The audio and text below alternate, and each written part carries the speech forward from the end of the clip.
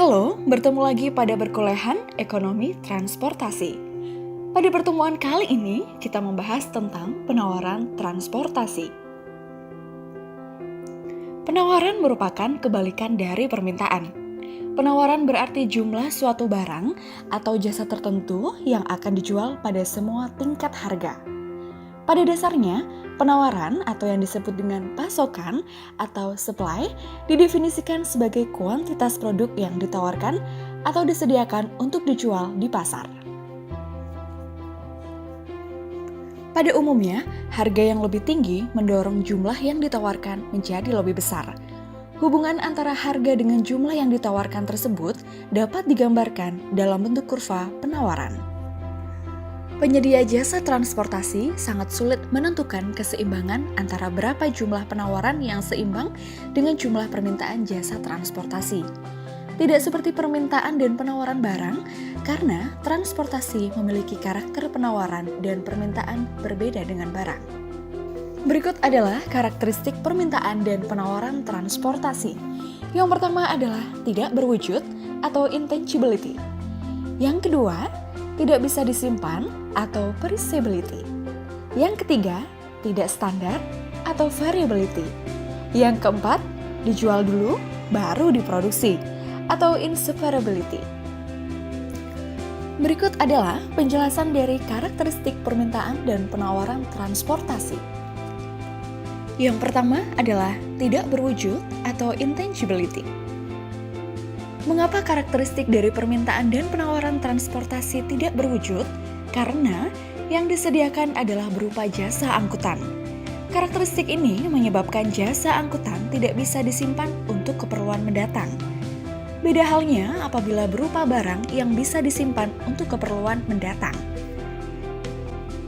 Sehingga perusahaan atau penyedia jasa sulit untuk melakukan penyesuaian mendadak terhadap lonjakan atau penurunan permintaan. Oleh karena itu, yang dibutuhkan peramalan yang akurat dalam penentuan penawaran transportasi. Yang kedua, yaitu tidak bisa disimpan atau perishability. Untuk karakteristik ini, karena jasa angkutan diproduksi dan dikonsumsi secara simultan atau bersamaan waktunya. Misalkan, kita akan menikmati layanan transportasi umum, jasa tersebut digunakan ketika diproduksi. Maka dari itu, jasa angkutan umum tidak tahan lama dan tidak bisa disimpan. Yang ketiga adalah tidak standar atau variability. Permintaan jasa angkutan sangat fluktuatif, dipengaruhi oleh kebudayaan dan kebiasaan. Misalkan, biasanya ke kantor atau bekerja atau ke sekolah pukul 6 pagi sampai 9 pagi, maka permintaan jasa angkutan tinggi. Hal ini dikarenakan pada jam tersebut, kebanyakan orang memulai kegiatan secara bersama-sama atau pada saat jam sibuk. Kemudian, biasanya orang pulang berkegiatan pada pukul 4 sore hingga jam 7 malam yang juga merupakan jam sibuk. Pada pukul 9 pagi hingga 12 siang merupakan jam tidak sibuk atau off-peak. Pada saat itu, jasa angkutan tidak begitu banyak digunakan seperti saat jam sibuk. Contoh lainnya adalah saat hari raya. Pada saat itu terjadi lonjakan permintaan transportasi yang sangat tinggi. Karena karakteristik yang tidak standar tersebut akan mengakibatkan beberapa masalah. Di antaranya yaitu, yang pertama, ketika periode sibuk, pelanggan akan menunggu kendaraan. Selain itu juga dapat terjadi kemacetan pada periode tersebut. Yang kedua, ketika periode tidak sibuk, untuk angkutan penumpang kapasitas tempat duduk banyak yang kosong atau menganggur, sehingga kondisi ini bisa merugikan karena biaya untuk mengoperasikan kendaraan tetap berjalan. Untuk itu, melalui peramalan permintaan, diharapkan kapasitas jasa angkut yang terbatas dapat dioptimalkan untuk memenuhi permintaan. Yang keempat, transportasi mempunyai karakteristik dijual dulu, baru diproduksi, atau inseparability, yang berarti ditawarkan dulu dan dibeli dulu dengan tanda terima berupa tiket, baru disediakan fasilitas dan pelayanan lainnya. Kemudian dilakukan proses transportasi. Contohnya, untuk keperluan angkutan lebaran, tiket pesawat dan kereta api biasanya dijual beberapa bulan sebelum hari H. Dalam beberapa momen tertentu, suatu perusahaan atau jasa pelayanan akan mengalami 4 kondisi, yaitu diantaranya adalah: yang pertama, permintaan jasa angkutan berlebihan, yaitu permintaan jauh melampaui kapasitas maksimal yang ditawarkan. Dengan kondisi ini, maka pelanggan tidak seluruhnya dapat diangkut atau dilayani, sehingga kemungkinan menggunakan alat angkut lain. Dampak bagi perusahaan yaitu bisa kehilangan pelanggan. Yang kedua, permintaan melampaui kapasitas maksimum atau melebihi tempat duduk yang tersedia. Tetapi di sini masih ada tempat berdiri yang diperbolehkan. Maka kondisi tersebut mengakibatkan semua pelanggan masih bisa diterima atau dilayani, tetapi kondisinya penuh sesak sehingga pelanggan merasakan adanya penurunan kualitas layanan karena menganggap tidak dilayani dengan baik.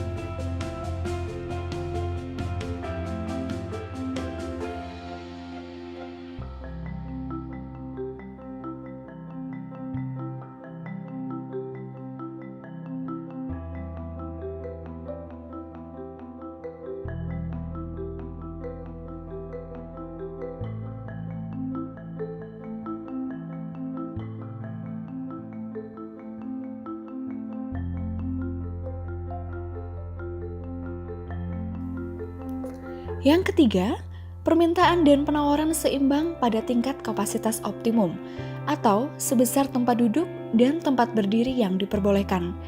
Pada kondisi ini, baik penyedia jasa atau konsumen sama-sama tidak saling dirugikan. Yang keempat, kapasitas berlebihan, di mana permintaan berada di bawah tingkat kapasitas optimum. Pada kondisi ini ada kapasitas menganggur atau tidak terpakai. Keseimbangan antara penawaran dan permintaan transportasi sulit untuk diciptakan. Berbeda dengan permintaan barang, menganalisis permintaan transportasi terdapat kesulitan. Karena yang pertama, bersifat tidak mudah diecer seperti barang. Yang kedua, sulit mempertemukan penilaian jumlah yang ditawarkan dengan jumlah yang diminta. Yang ketiga, penawaran jasa transportasi ditentukan permintaan seperti pengaruh waktu perjalanan, kemudian jadwal perjalanan, di mana setiap orang mempunyai kebutuhan waktu dan jadwal perjalanan yang berbeda-beda. Yang keempat, jasa transportasi tidak bisa disimpan, yang berarti bila tidak terjual pada waktunya, maka penawaran hilang atau tidak terpakai lagi, sehingga bisa mengakibatkan kerugian bagi pengusaha atau penyedia layanan. Berikut adalah faktor-faktor yang mempengaruhi penawaran transportasi. Yang pertama, produktivitas input. Yang kedua, harga input.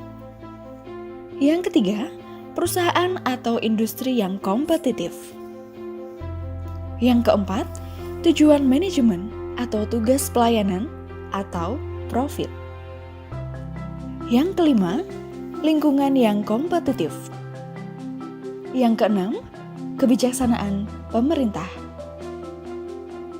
Yang ketujuh, peraturan tentang kualitas dan kuantitas. Berikut adalah penjelasan dari faktor-faktor tersebut. Yang pertama, produktivitas input. Karena transportasi merupakan kebutuhan turunan, penawaran transportasi akan sangat bergantung pada kegiatan yang membutuhkan transportasi. Produktivitas input ini dapat menggeser kurva penawaran apabila keluar atau ke kanan, yang artinya menguntungkan pada tingkat harga tertentu, atau apabila ke dalam atau ke kiri, yaitu pada tingkat harga tertentu penawaran menurun. Yang kedua adalah harga input. Harga input merupakan harga yang mempengaruhi biaya operasi kendaraan. Selain itu, moda yang digunakan juga berpengaruh dalam biaya operasi kendaraan. Apakah kendaraan tersebut merupakan sewa atau beli? Penurunan harga input secara seragam akan menurunkan biaya operasi kendaraan. Harga input menggambarkan kelangkaan relatif yang dipengaruhi oleh ketersediaan sumber daya. Seperti yang pertama adalah tenaga pengemudi. Yang kedua, kendaraan. Yang ketiga, suku cadang. Yang keempat, BBM, dan lain-lain. Kelangkaan ini membatasi penawaran secara langsung atau melalui biaya input yang lebih tinggi. Karakteristik yang ketiga yaitu perusahaan atau industri yang kompetitif. Dua hal yang terkait faktor ini yaitu yang pertama, dalam jangka pendek, perusahaan akan memperoleh keuntungan di atas normal pada tingkat produksi atau output yang ada. Yang kedua, dalam jangka panjang, pengusaha-pengusaha baru ikut meramaikan pasar, akan menurunkan tingkat keuntungan, dan kembali ke tingkat normal karena tambahnya penawaran. Karakteristik yang keempat adalah tujuan manajemen. Dua hal yang mendasari faktor ini yaitu, yang pertama, bila tujuannya untuk memaksimalkan keuntungan, seharusnya pengurangan harga input akan merangsang penambahan penawaran. Yang kedua, bila tujuannya memperbesar penawaran dan memandang keuntungan sebagai kendala, mungkin tidak akan menambah penawaran. Yang kelima, lingkungan yang kompetitif. Faktor lain yang mempengaruhi kekuatan persaingan seperti yang pertama adalah kartel, yaitu sekelompok perusahaan atau negara yang mengadakan perjanjian mengontrol harga, antara lain membatasi produksi. Yang kedua, persatuan atau asosiasi juga akan mempunyai pengaruh yang nyata terhadap bentuk dari kurva penawaran. Karakteristik yang keenam, kebijaksanaan pemerintah mempunyai pengaruh penting terhadap bentuk dan posisi kurva penawaran, yaitu terkait kebijakan pajak dan subsidi. Seperti di antaranya adalah yang pertama, pajak terhadap input atau masukan mempunyai pengaruh menggeser kurva keluar. Yang kedua, pajak mempunyai pengaruh yang kurang langsung dengan mempengaruhi kombinasi input optimal. Subsidi atas bahan bakar yang diberikan di Indonesia sekarang ini mungkin akan menimbulkan pandangan yang salah kepada pengusaha untuk bergerak ke arah campuran produksi yang mengutamakan jarak yang lebih panjang dan kapasitas yang lebih rendah, yaitu kendaraan lebih kecil dengan frekuensi kendaraan lebih banyak. Pengenaan bea masuk yang berbeda terhadap jenis kendaraan yang sama bila dirakit di Indonesia dan yang diimpor akan mempengaruhi keinginan untuk membeli kendaraan tersebut dan juga penawaran produksi. Karakteristik yang ketujuh adalah peraturan tentang kualitas dan kuantitas. Peraturan tentang kualitas dan kuantitas kaitannya adalah mengatur tentang tipe, ciri-ciri, banyaknya, serta tingkah laku perusahaan yang ada dan potensial yang mempunyai pengaruh penting terhadap kepekaan fungsi penawaran. Contoh dari peraturan kualitas adalah yang pertama, surat izin mengemudi. Yang kedua, surat kendaraan. Yang ketiga, izin perusahaan. Kemudian contoh peraturan kuantitas yaitu yang pertama adalah izin rute. Yang kedua, pengendalian tarif. Kurva penawaran transportasi. Fungsi penawaran dipengaruhi oleh beberapa variabel sebagai berikut. Yang pertama, harga dari jasa yang ditawarkan, yaitu disimbolkan dengan PX. Yang kedua, harga dari input yang digunakan untuk memproduksi suatu layanan, yaitu PI. Yang ketiga, harga produk lain yang berkaitan dalam produksi atau PR. Yang keempat, tingkat teknologi yang tersedia atau T.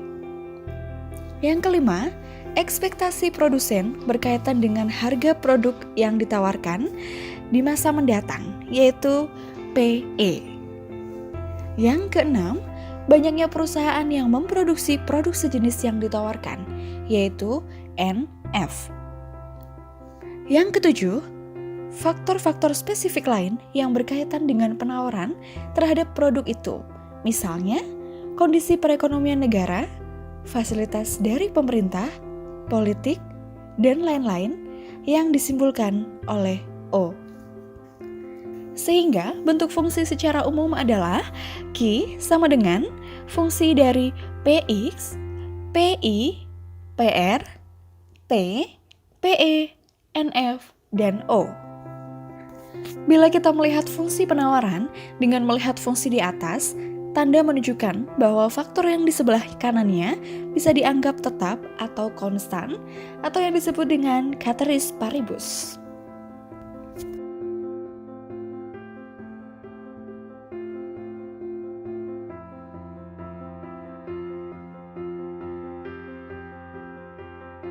Kurva penawaran bersifat umum dan pada transportasi tidak mudah menaikkan dan menurunkan tingkat penawaran karena penawaran tergantung pada permintaan.